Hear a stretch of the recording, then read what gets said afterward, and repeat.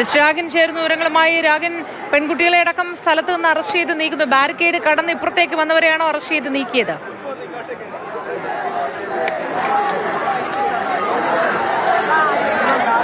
Barricade കടന്ന് അപ്പുറത്തേക്ക് പോയ പ്രവർത്തകരെയാണ് പോലീസ്. ഇപ്പോഴും ഇവിടെ വലിയ സംഘർഷം തന്നെ നിലനിൽക്കുകയാണ്. പ്രവർത്തകർ ബാരിക്കേഡ് തള്ളി നീക്കാൻ ശ്രമിക്കുന്നു, പോലീസ് പരമാവധി അത് പ്രതിരോധിക്കുന്നു.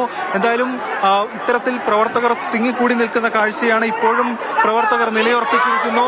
മുദ്രാവാക്യം വിളികളുമായി പ്രവർത്തകർ ഇവിടെ നിലയുറപ്പിച്ചിരിക്കുകയാണ്.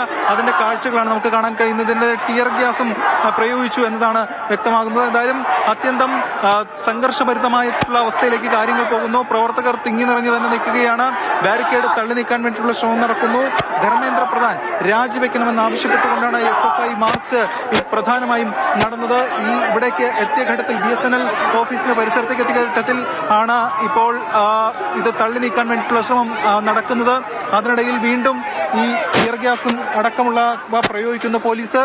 ഇതോടൊപ്പം പോലീസിലേക്കും ടിയർ ഗ്യാസ് വീഴുന്നുണ്ട്. എന്തായാലും അത്യന്തം സംഘർഷഭരിതമായിട്ടുള്ള ഒരവസ്ഥയിലേക്ക് കാര്യങ്ങൾ തന്നെ പോകുന്നു എന്നതാണ് വ്യക്തമാകുന്നത്.